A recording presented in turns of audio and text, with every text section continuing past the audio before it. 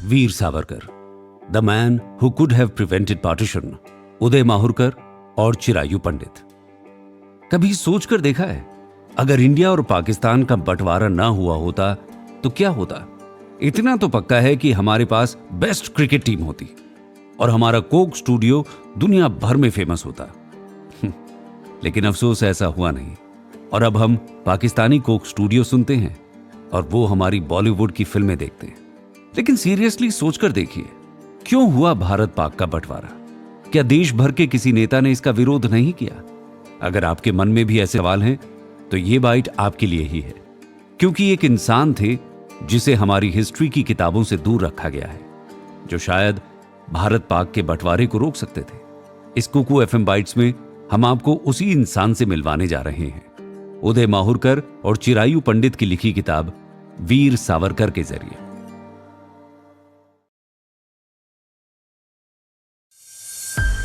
School में एक subject होता था हिस्ट्री का, आपको याद होगा, शायद आपका भी ये फेवरेट सब्जेक्ट हो। उसमें एक अलग सेक्शन था मॉडर्न हिस्ट्री का, जिसमें मेनली हमें ईस्ट इंडिया कंपनी के भारत आने से लेकर भारत के आजाद होने की पूरी कहानी पढ़ाई जाती थी। लेकिन अक्सर हमारी किताब हमें देश के स्वतंत्रता आंदोलन के बारे में बस ऊपर ऊपर से बताती थी। नॉन कोऑपरेशन मूवमेंट हो, दांडी मार्च हो, 1857 का विद्रोह हो, हर सब्जेक्ट को बस छू कर निकल जाती थी ये किताबें। एक ऐसा टॉपिक जिसको हमारी किताबों ने छुआ तक नहीं था, वो था पार्टीशन। क्यों हुआ इंडिया और पाकिस्तान का पार्टीशन? और हमारे मन में रह जाती थी क्यूरियोसिटी। इतना ही पता था कि जिन्ना चाहते थे मुस्लिम राष्ट्र बने और गांधी जी ने उन्हें पाकिस्तान बनाने दिया। लेकिन इतिहास ना तो इतना सीधा होता है, ना ही इतना सिंपल। बंटवारे की नींव कैसे पड़ी? क्या अकेले जिन्ना ही थे जो पाकिस्तान बनाना चाहते थे? क्या हमारे फ्रीडम फाइटर्स इस फैसले से खुश थे? और अगर नहीं, तो उन्होंने बंटवारा रोकने के लिए कोई स्टेप क्यों नहीं उठाया? पिछले कुछ सालों में हमारे सामने इतिहास के कुछ ऐसे पहलू उभर कर आए हैं जिन्होंने इतिहास को देखने का हमारा नजरिया बदल दिया है। एक नाम जिसका जिक्र शायद ही हमने अपनी किताब में पढ़ा हो, वो है वीर सावरकर। मुसलमान नेताओं से उलट सावरकर के हिंदुत्व की नींव धर्म नहीं बल्कि देश प्रेम था। उनका मानना था कि हिंदू कोई धर्म नहीं है जो हिंदुस्तान में आकर बस गया हो, बल्कि यह हिंदुस्तान की मिट्टी से पैदा हुआ जीवन जीने का एक तरीका है। हिंदी, हिंदू, हिंदुस्तान, ये सारे वर्ड्स सिंध यानी इंडस नदी से बने हैं, और ये इस नदी जितने ही पुराने हैं। वैदिक काल में यहां रह रहे लोग खुद को सिंधु के नाम से जानते थे। जब संस्कृत में प्राकृत भाषा बनी तो स को ह लिखा पढ़ा जाने लगा। यहीं से सप्ताह हो गया हफ्ता, आगे चलकर हफ्ता, और सिंधु हो गया हिंदू। इस भाषा में बदलाव के सबूत भी मौजूद हैं। हिंदुस्तान में हमेशा से सभ्यताएं रही हैं, और ये उतनी ही पुरानी है जितना कि हिमालय पर्वत। हिंदुस्तान कोई ऐसा देश नहीं है जिसको बाहर वालों ने आकर बसाया हो। यहां कट पेस्ट वाला सिस्टम नहीं रहा जैसा अमेरिका या ऑस्ट्रेलिया में हुआ। यहां के लोग यहीं पैदा हुए हैं और सदियों से यहीं रह रहे हैं, और इसीलिए इस धरती पर रहने वाला हर शख्स हिंदू है, और यह धरती हिंदुस्तान। सावरकर ने अपनी किताब हिंदुत्व में यह जोर देकर कहा है कि हिंदू धर्म नहीं है, सभ्यता है। हिंदू एक जीवन शैली है जहां एक जैसे तीज त्योहार मनाने वाले, एक इतिहास, एक जैसा शासन और एक जैसे रीति रिवाजों वाले सभी लोग हिंदू हैं। हिंदू जीवन शैली लोगों को जोड़ती है क्योंकि वो उन्हें बदलती नहीं बल्कि अपनाती है, और इसीलिए हिंदू सिर्फ धर्म से बहुत बढ़कर है। सावरकर हिंदुस्तानी मुस्लिम को भी हिंदू मानते थे, क्योंकि उनके हिसाब से हिंदू एक धार्मिक नहीं बल्कि एक देश के नागरिक की पहचान थी। मुस्लिम और हिंदुओं के बीच के फर्क पर सवाल करने पर सावरकर कहते थे कि दुनिया भर में कोई ऐसी जगह नहीं है जहां के लोगों के बीच फर्क ना हो। भाषा, कल्चर, जाति, शरीर का रंग, कद काठी, हर एक मायने में लोगों में फर्क होते हैं। तो क्या वो एक देश की तरह नहीं रह सकते? अगर एक देश को बनाने का आधार कॉमन भाषा, कॉमन कल्चर और कॉमन जमीन ही है, तो वेस्टर्न देश तो देश ही नहीं रहेंगे। हिंदू तो कॉमन जमीन से उपजे हैं। एक भाषा, संस्कृत से ही सारी भाषाएं निकलती हैं, और एक जैसे ही रीति रिवाज हैं। लेकिन सावरकर के हिंदुत्व की परिभाषा मुस्लिम नेताओं को पसंद नहीं आई, क्योंकि उनके नजरिए से इस्लाम ही एकमात्र सच्चा धर्म था, और सभी मुस्लिमों को एक इस्लामिक देश की जरूरत थी। सावरकर हिंदू धर्म में मौजूद बुराइयों को अनदेखा करने वालों में से नहीं थे। उन्होंने अपनी किताब में हिंदू समाज में चल रही कुरीति पर भी बात की। उन्होंने स्पर्श बंदी यानी अनटचेबिलिटी, बेटी बंदी यानी दूसरी कास्ट में शादी न कराने, व्यवसाय बंदी यानी एक जाति के लिए एक ही तरह के व्यवसाय जैसी कुरीतियों पर सवाल किए थे। इसके अलावा रोटी बंदी यानी इंटरकास्ट डाइनिंग और शुद्धि बंदी यानी रिकन्वर्जन पर रोक के खिलाफ भी आवाज उठाई थी। हिंदू धर्म में उस वक्त समुद्र पार करना पाप माना जाता था। इसके खिलाफ भी सावरकर ने खुलकर अपने विचार रखे थे। सावरकर उन गिने चुने लोगों में से थे जो धर्म को प्रोटेक्ट नहीं प्रोजेक्ट करना चाहते थे। वो समय के साथ आगे बढ़ने में विश्वास रखते थे और हिंदू धर्म के विज्ञान को लेकर भी बहुत सारी जानकारी रखते थे। अफसोस कि उनकी विचारधारा को सिर्फ मुस्लिम विरोधी और कट्टर हिंदू समर्थन जैसे शब्दों से बांध दिया गया। सावरकर अपने समय से आगे के इंसान थे और उनकी सोच से यह साफ झलकता है। उन्हें गहराई से पढ़ना जरूरी है, क्योंकि वो उन स्वतंत्रता सेनानियों में से हैं जिन्हें इतिहास की किताबों ने न्याय नहीं दिया है। लेकिन अगर सावरकर के विचार इतने अच्छे थे और उनका व्यक्तित्व भी लोगों को अट्रैक्ट करता था, तो सावरकर या हिंदू महासभा देश के बंटवारे के खिलाफ कुछ बोल क्यों नहीं पाए? कहां रह गई थी कमी जिसने पाकिस्तान को अंजाम दिया? इस एपिसोड में हम इसी बात है 1930s की, जब वीर सावरकर ने हिंदू महासभा में प्रेसिडेंट का पद संभाला। जहां अभी तक कुछ हजार लोग ही हिंदू महासभा से जुड़े थे, सावरकर के थॉट्स और उनकी पर्सनैलिटी के प्रभाव से यह संख्या लाखों तक पहुंच गई। 1937 में अहमदाबाद में सावरकर ने एक भाषण दिया था, जिसको आज भी एंटी आरएसएस लोग सावरकर के खिलाफ इस्तेमाल करते हैं। कुछ शब्दों को, कुछ बातों को बिना उनके असल कॉन्टेक्स्ट के ऐसे पेश किया जाता है मानो सावरकर ही पाकिस्तान बनाने की जिद पकड़कर बैठे हों। खैर, इस तरह की बातों के पीछे कितनी सच्चाई है ये हम आपको बताते हैं। उनका कहना है, किसी बीमारी को समय से पकड़कर उसका इलाज करना ही समझदारी है। भारत में इस वक्त दो देश हैं, एक हिंदुस्तान और दूसरा मुसलमानों का देश। दूसरे देशों से अगर हम सीख लें, एक देश में किसी को भी खास दर्जा देना बेवकूफी है। चाहे धर्म के नाम पर हो, जाति के नाम पर, चाहे रंग रूप के नाम पर, किसी को कोई स्पेशल ट्रीटमेंट नहीं दिया जाना चाहिए। हिंदुस्तान में रहने वाले हर हिंदू के समान अधिकार होने चाहिए। हमें किसी को कोई घूस देकर इस देश में रोकने की जरूरत नहीं है। स्पेशल ट्रीटमेंट से देशभक्ति नहीं खरीदी जा सकती। इस टॉक में ध्यान देने वाली बात यह है कि सावरकर चाहते थे कि एक देश में रहने वाला हर इंसान देशभक्त हो और यह वफादारी खरीदी नहीं जानी चाहिए। उस वक्त कांग्रेस मुसलमानों को अलग से अधिकार दे रही थी ताकि वो देश को आजाद कराने में साथ दें। सावरकर इसको गलत मानते थे और चाहते थे कि हर देशवासी बिना किसी फायदे के पहले देश के बारे में सोचे, और जो ऐसा नहीं कर सकता वो इस देश का हिस्सा ना बने, क्योंकि ऐसे लोग ही आगे चलकर जानलेवा बीमारियों की तरह साबित होते हैं। सावरकर नहीं चाहते थे कि पाकिस्तान बने, लेकिन वो ये भी नहीं चाहते थे कि मुसलमानों को स्पेशल स्टेटस देकर पाकिस्तान बनाने से रोका जाए।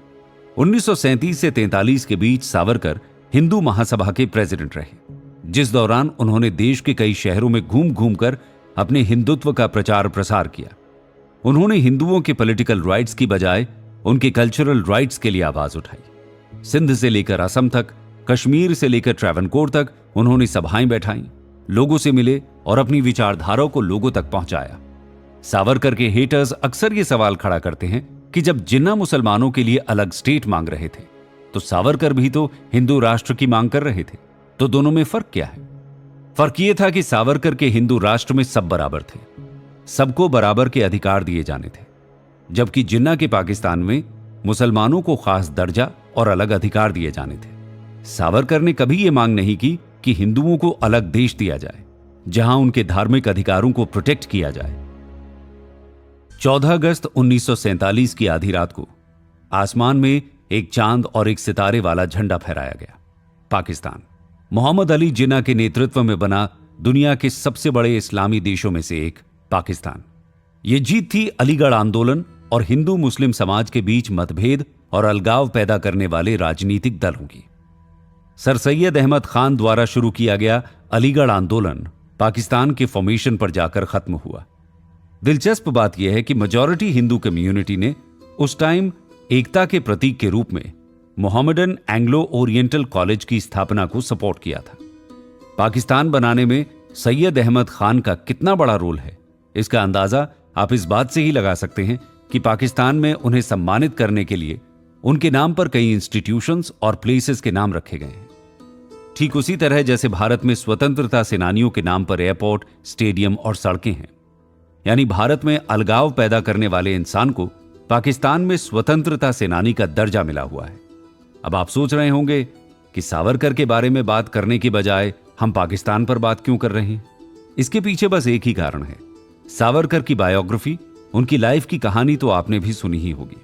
उनकी आइडियोलॉजी क्या थी, ब्रिटिश राज में उन्होंने आंदोलन में क्या भूमिका निभाई थी, इस सब पर बहुत बातें हो चुकी हैं। लेकिन बंटवारे के टाइम सावरकर क्या सोचते थे और क्या सावरकर फ्रंटलाइन में होते तो बंटवारे को रोक सकते थे। 1887 और 1888 में सैयद अहमद खान के स्पीचेस और उनके लिखे आर्टिकल से उनके माइंडसेट और इंटेंशन दोनों ही साफ दिखते हैं। उन्होंने ब्रिटिश सरकार के सामने कांग्रेस की मांगों का विरोध ही किया था, क्योंकि उन्हें डर था कि मेजॉरिटी में मौजूद हिंदू सबसे प्रभावशाली हो जाएंगे। आयरनी यह है कि मुस्लिम नेताओं ने न तो इस टॉपिक पर टिप्पणी की कि मिडीवल टाइम में मुगल शासन के दौरान हिंदू मुस्लिम संबंध कैसे थे, न ही इस बात को कंसिडर किया कि हैदराबाद जैसे प्रांतों में हिंदुओं के साथ कैसा व्यवहार होता था। हम मुगल शासक अकबर के हिंदुओं के प्रति अच्छे व्यवहार की तो बात करते हैं, लेकिन टीपू सुल्तान जैसे कुछ मुस्लिम शासकों द्वारा हिंदुओं पर किए गए अत्याचारों को पूरी तरह इग्नोर कर देते हैं। सैयद अहमद खान अपनी रणनीति में इस बात का सहारा लेते थे कि भारत एक राष्ट्र नहीं है, बल्कि बहुत से अलग अलग स्टेट्स और प्रांतों में बटा हुआ है। उन्होंने जाति, भाषा और भूगोल में उनके अंतर पर जोर देते हुए हिंदुओं और मुसलमानों को अलग अलग नेशनैलिटी की तरह ही प्रेजेंट किया। यही नहीं, एक तर्क यह भी था कि अंग्रेजों ने भारत को मुगल शासकों से लिया था, इसलिए आजादी देने के बाद भी देश को मुसलमानों के हाथों में ही छोड़कर जाना चाहिए। हमारे इतिहासकारों की तरह ही वो ये बात भूल गए थे कि अंग्रेजों ने देश को मुगलों से नहीं बल्कि मराठाओं से छीना था। जब ईस्ट इंडिया कंपनी भारत आई थी तब देश का अधिकांश हिस्सा मराठाओं के पास था। सैयद अहमद ने न केवल मोहम्मदन एंग्लो ओरिएंटल यानी MAO की नींव रखी, बल्कि कॉलेज ने ब्रिटिश शासन को प्राथमिकता देते हुए एक लॉन्ग टर्म एंग्लो मुस्लिम गठबंधन को भी बढ़ावा दिया। उन्होंने क्रिश्चियंस को पीपल ऑफ द बुक यानी किताब वाले लोग कहकर संबोधित किया और यह कहा कि ईसाई और मुसलमान दोनों ही अपनी अपनी किताबों बाइबल और कुरान में विश्वास रखते हैं, इसलिए वो दोस्त हो सकते हैं। 20वीं सेंचुरी की शुरुआत में धार्मिक समुदायों, खासकर मुसलमानों के बीच अविश्वास और विभाजन की भावना बढ़ने लगी और इसका अंजाम कुछ ऐसा हुआ कि भारत की राजनीति हमेशा के लिए बदल गई। अगर मुसलमानों को बराबरी के अधिकार न दिए जा रहे होते या उनके हक को मारा जा रहा होता तो शायद एक अलग देश की मांग करना गलत ना होता। लेकिन असल हालात तो कुछ और ही कहते हैं। देश के हालात बिगड़ते जा रहे थे। कांग्रेस और ब्रिटिश सरकार के बीच तनाव बढ़ता जा रहा था। मुसलमानों के अंदर बढ़ते ब्रिटिश सपोर्ट से डरकर कांग्रेस ने मुस्लिम नेताओं के आगे घुटने टेक दिए और इस तरह साइन हुआ 1916 का लखनऊ पैक्ट। कांग्रेस को डर था कि हिंदू और मुस्लिम समुदाय में एकता न होने से स्वराज का सपना साकार नहीं हो पाएगा। ऐसे में अंग्रेजों के खिलाफ एकता का एक ही रास्ता था, मुसलमानों की खुशामद करना। वही हुआ। हिंदू मेजॉरिटी वाले निर्वाचन क्षेत्र में मुसलमान नेताओं को ज्यादा रिप्रेजेंटेशन दिया गया, जबकि मुस्लिम मेजॉरिटी वाले निर्वाचन क्षेत्र में हिंदुओं को कोई स्पेशल ट्रीटमेंट नहीं दिया जा रहा था। कांग्रेस का नेतृत्व कर रहे लोकमान्य तिलक ने उस वक्त के हिंदू महासभा के लीडर मदन मोहन मालवीय और BS मुंजे के अगेंस्ट जवाब देते हुए कहा था कि लखनऊ पैक्ट बस 10 साल के लिए ही है और आगे जाकर इसे हटाया जा सकता है। इससे एक बात तो साफ है कि कांग्रेस ने उस वक्त यह सोचा भी नहीं था कि मुसलमानों के लिए इस तरह की रियायत देकर वो फ्यूचर में बंटवारे की नींव डाल रहे थे। जाहिर सी बात है, हिंदू महासभा इस डिसीजन से खुश नहीं थी और उन्होंने अपना विरोध भी जताया। क्या उन्हें अंदाजा था कि इस एक फैसले के कितने गंभीर अंजाम हो सकते हैं? शायद नहीं, लेकिन उन्होंने यह जरूर भांप लिया था कि मुस्लिम कम्युनिटी विशेष अधिकार मिलने के बाद वहीं नहीं रुकेगी और जिसका डर था वही हुआ। मुस्लिम नेताओं ने कांग्रेस को ज्वाइन किया और धीरे धीरे उन्हें एक तरह का वीटो पावर मिल गया। आगे चलकर इसी वीटो पावर की हेल्प से मुस्लिम समाज ने गौ हत्या पर बैन का विरोध किया और वंदे मातरम के नारे लगाने से भी इनकार कर दिया। पैक्ट साइन होते टाइम तिलक का कहना था कि यह सरेंडर नहीं, साझेदारी है। हम अभी एक 3 तरफा लड़ाई से बचने के लिए मुसलमानों से हाथ मिला रहे हैं। लेकिन सैयद अहमद खान ने कुछ और ही प्लान किया था। हिंदू मुस्लिम एकता के काल्पनिक विचारों को बढ़ावा देने के लिए गांधी जी ने 1919 में खिलाफत आंदोलन की शुरुआत की। आपने इसके बारे में शायद स्कूल की किताबों में पढ़ा होगा। इसमें आपने यह भी पढ़ा होगा कि महात्मा गांधी ने यह आंदोलन ब्रिटिश सरकार के खिलाफत करने के लिए शुरू किया था, लेकिन असल में इसके पीछे का मकसद कुछ और ही था। दरअसल उस टाइम टर्की के सुल्तान को बहुत से इंडियन मुस्लिम खलीफा मानते थे। खिलाफत आंदोलन का इस्तेमाल करके टर्की के सुल्तान को री-एस्टैब्लिश करके गांधी पैन इस्लामिक सपोर्ट जीतना चाहते थे।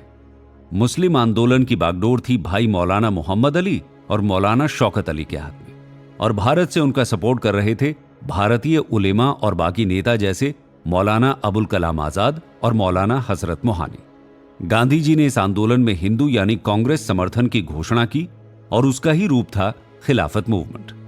लेकिन इस तरह का कोई सपोर्ट मुस्लिमों की तरफ से हिंदुओं के लिए नहीं दिखा।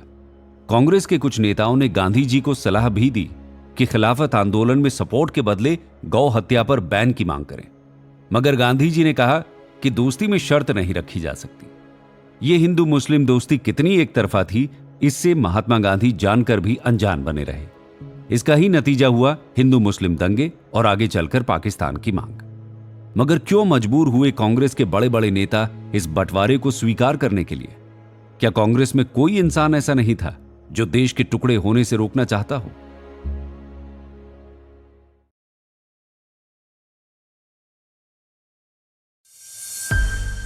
अब उस सवाल पर आते हैं जिसका इंतजार हम इतनी देर से कर रहे थे।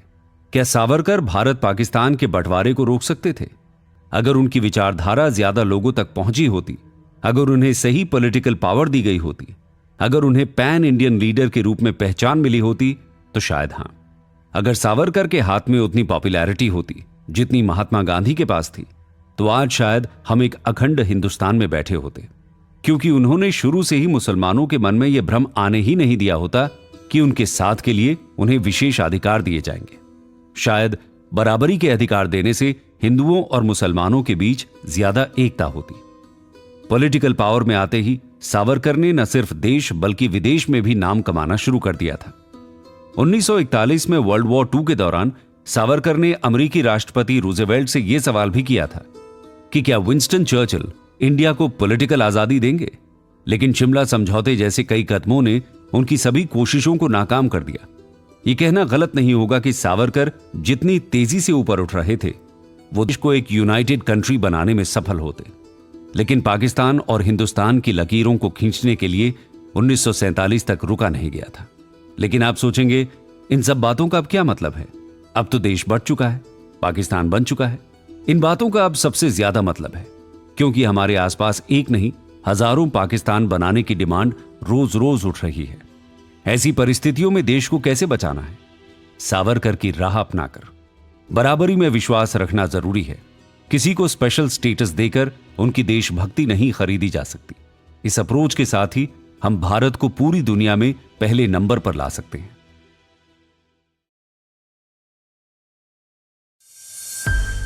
पाकिस्तान इसलिए नहीं बना क्योंकि जिन्ना चाहते थे या ब्रिटिश सरकार चाहती थी।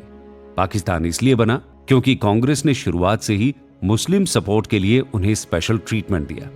और भी बहुत से देश हैं जिन पर अंग्रेजों का राज था, जिन्हें जाते जाते अंग्रेज बांट कर गए थे, लेकिन पाकिस्तान को रिकॉग्नाइज किया गया, एक देश के रूप में मान्यता दी गई, क्योंकि कांग्रेस भी यही चाहती थी। सावरकर चाहते थे कि देश में सिर्फ देशभक्त रहे, वो किसी भी धर्म से जुड़े हों, लेकिन सब हिंदुस्तान के बेटी बेटियां हों और सब देश के लिए वफादार हों। अगर शुरुआत से सावरकर की विचारधारा को देश में फैलाया गया होता, तो धार्मिक विभाजन यानी अंग्रेजों का डिवाइड एंड